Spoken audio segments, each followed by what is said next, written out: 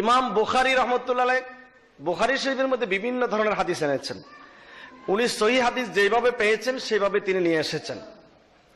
কোরআন শরীফে যেমন বিপরীতমুখী আয়াত আছে, ফাকতুলুল মুশরিকিন হাইসু ওয়াজাদতুমুহুম, ফাকতুলুল মুশরিকিন হাইসু ওয়াজাদতুমুহুম। এক আয়াতে বলা হয়েছে মুশরিকদেরকে যেখানে পাও সেখানে মারো। আবার আরেক আয়াতে বলা হয়েছে লাকুম দীনুকুম ওয়ালিয়া দিন, তাদের ধর্ম তাদের জন্য, তোমাদের ধর্ম তোমাদের জন্য। এখন দুইটা আয়াত তো বিপরীত। একটা হচ্ছে কাফেরদেরকে পেলেই মেরে ফেলো, আর একটাকে বলা হচ্ছে তাদের ধর্ম তাদের জন্য, তোমাদের ধর্ম তোমার জন্য। তো আমাকে বুঝতে হবে কোন আয়াত কখন কি জন্য নাজিল হয়েছে। এটার নাম হলো আসবাবুন নুজুল। মাদ্রাসার মধ্যে, বিশ্ববিদ্যালয়ের মধ্যে ইসলামিক স্টাডিজ ডিপার্টমেন্টে একটা কিতাব আছে, সেই কিতাবের মধ্যে উলুমুল কোরআন, উলুমুল কোরআনের মধ্যে এটা একটা গুরুত্বপূর্ণ সাবজেক্ট, আসবাবুন নুজুল। আমরা অনেকেই জানি শানে নজুল, শানে নজুল বুঝতে হবে। শানে নজুল না বুঝলে কিন্তু কোরআন শরীফ পরে অনেকে বিভ্রান্ত হয়ে যাবে।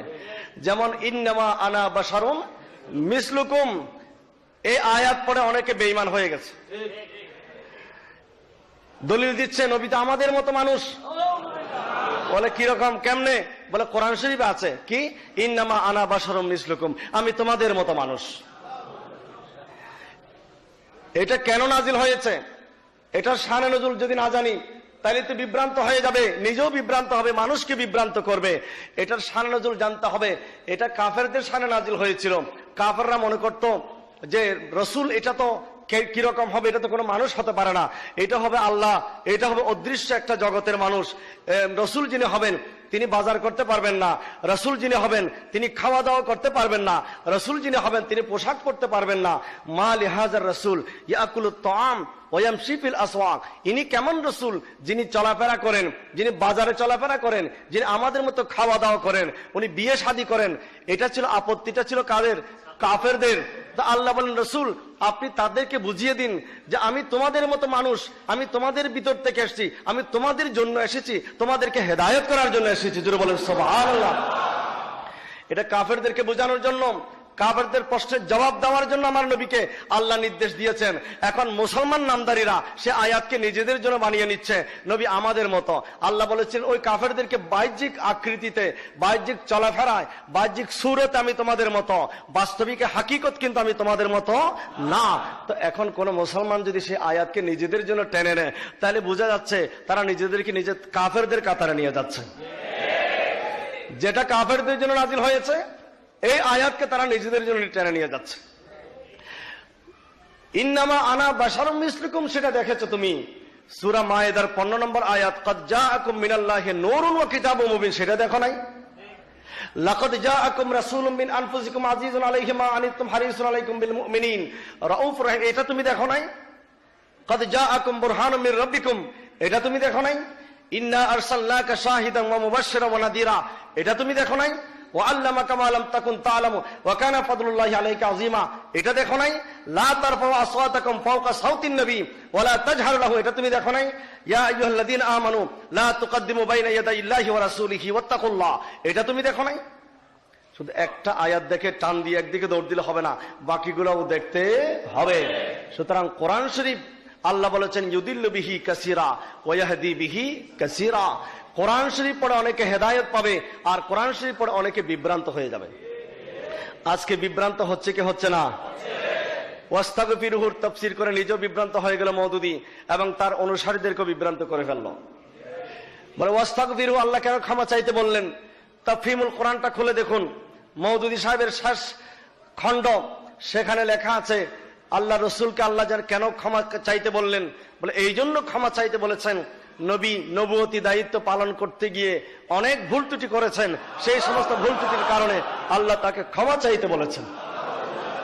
এই ধরনের কোরআন যারা পড়বে, কারা পড়াবে, যারা লিখবে, যারা অনুসরণ করবে, তাদের ঈমান থাকবে। আমাদের নবীর জীবনে এমন কি ভুল আছে একটা দেখাতে পারবে কেউ? শুধু কোরআন পড়লে হবে না, কোরআন পড়ে অনেকে বিভ্রান্ত হয়ে যাচ্ছে। অত্যন্ত সতর্কতার সাথে কোরআন পড়তে হবে। কোরআনে কারীমের সূরা হলো আবাসা ওয়া তাওয়াল্লা, আছে না? আমপারার মধ্যে একটা সূরা আছে, সূরা আবাসা ওয়া তাওয়াল্লা আন জাআহুল আ'মা। হযরত ওমর ফারুক আযম রাদিয়াল্লাহু তাআলা আনহুর যুগে এক ইমাম সাহেব প্রতিদিন ফজরের নামাজের সময় এই সূরা তেলাওয়াত করত। প্রতিদিন আবাসা ওয়াতাওয়াল্লাহ। হযরত ওমর রাদিয়াল্লাহু আনহু বললেন, ইমাম সাহেব এদিকে আসেন। বলে, প্রতিদিন আপনি এই সূরা ছাড়া আর কোন সূরা পান না? আপনি প্রতিদিন এই সূরা কেন পড়েন? এখন সে তো আর কোনো আওয়াজ নেই। ওমর রাদিয়াল্লাহু আনহু তরবারি নিয়ে আসলেন, তরবারি এনে ওই ইমাম সাহেবের গর্দান 2 টুকরা করে দিলেন।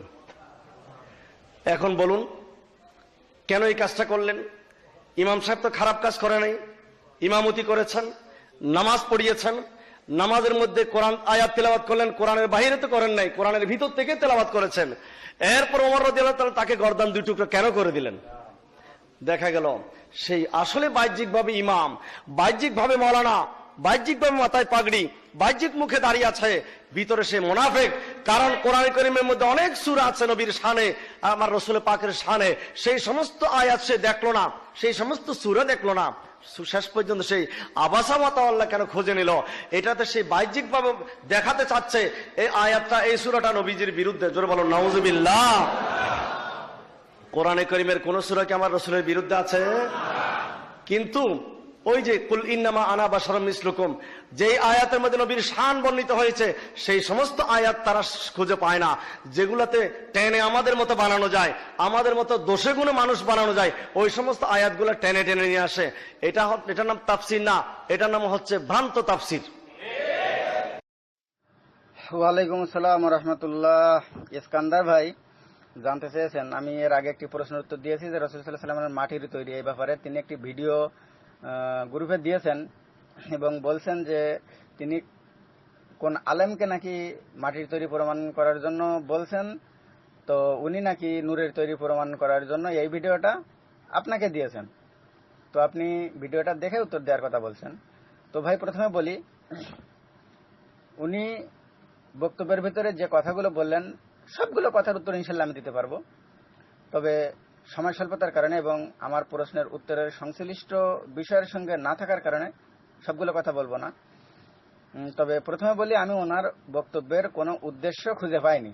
উনি রাসূল সাল্লাল্লাহু আলাইহি ওয়াসাল্লামকে মাটির তৈরি না নূরের তৈরি প্রমাণ করার জন্য বক্তব্য দিলেন, না কাউকে বিভ্রান্ত করার জন্য বক্তব্য দিলেন, আমি ওনার কোনো ওই বক্তব্যের কোনো উদ্দেশ্য খুঁজে পাইনি। কেননা উনি একটি উক্তি আনলেন যে আল্লাহ সুবহানাহু ওয়া তাআলা কোন আয়াতে বলেছেন যে তোমরা মুশরিককে যেখানে পাবে সেখানে হত্যা করো, আবার কোন আয়াতে বলেছেন যার দিন তার জন্য।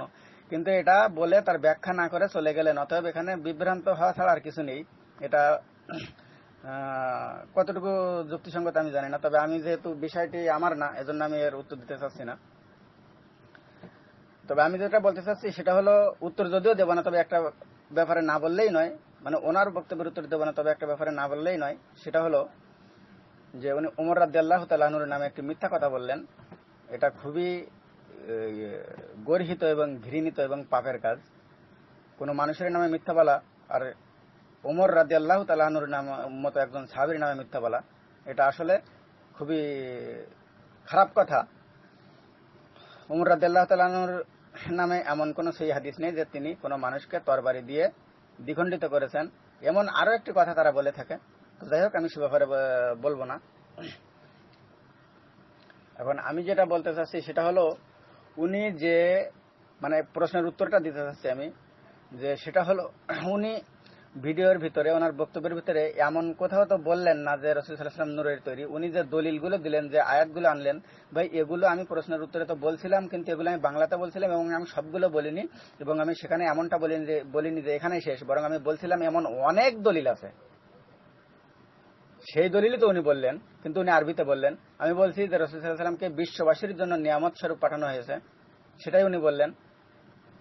এমন ভাবে আমি যেগুলো বলছি সেগুলো উনি বলছেন, উনি কয়েকটা বেশি বলছেন, তবে এর থেকেও বেশি আছে। যেমন উনি বললেন আমি নবীকে, হ্যাঁ নবী আমি আপনাকে নূর দান করেছি, আলো দান করেছি এবং একটি কিতাব দান করেছি।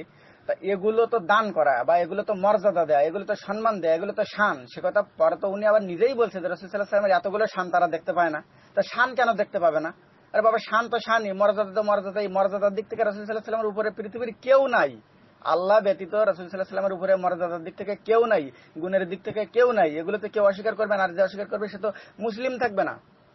কিন্তু মাটির তৈরি এটা কেন নূরের তৈরি বানানো হবে? আল্লাহ সুবহানাহু ওয়া তাআলা পবিত্র কোরআনকেও বলেছে নূর, নূর বলে আখ্যায়িত করেছে। তাহলে পবিত্র কোরআন কি নূর দিয়ে তৈরি?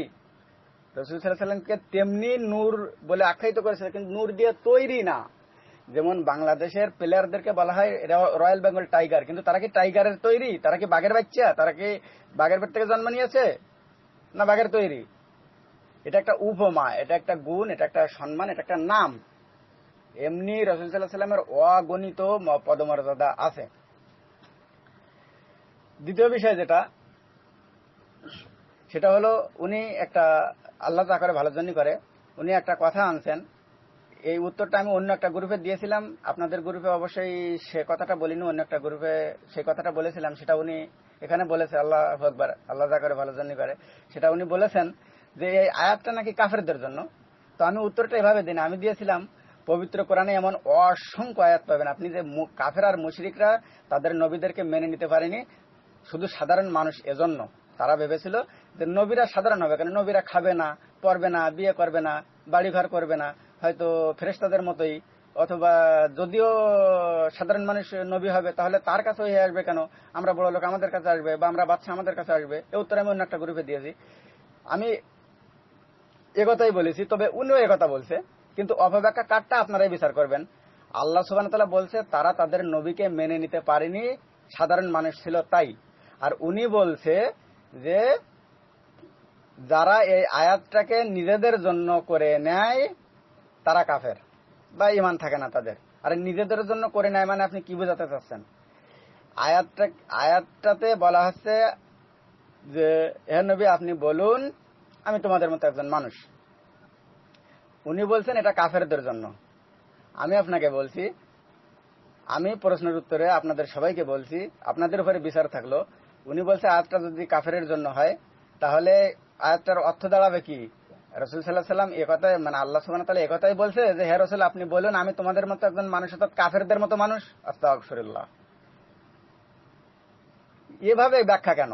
ব্যাখ্যাটা তো এভাবেই যে তারা কাফের মুশরিকরা বিশ্বাস করতো না নবীদেরকে মানুষ হওয়ার কারণে, তাই আবার আল্লাহ সুবহানাহু ওয়া তাআলা বলছে যে তারা বিশ্বাস করে না এ কারণে যে রসুল কেন মানুষ হবে। তাহলে যারা রসুলকে মানুষ বলে মানতে পারবে না তারাই কাফের। এটা আমার কথা না, এটা আল্লাহ বলছে যে যারা রসুলকে মানুষ হিসাবে, মাটির দেহে মানুষ হিসাবে মানতে পারবে না তারাই কাফের।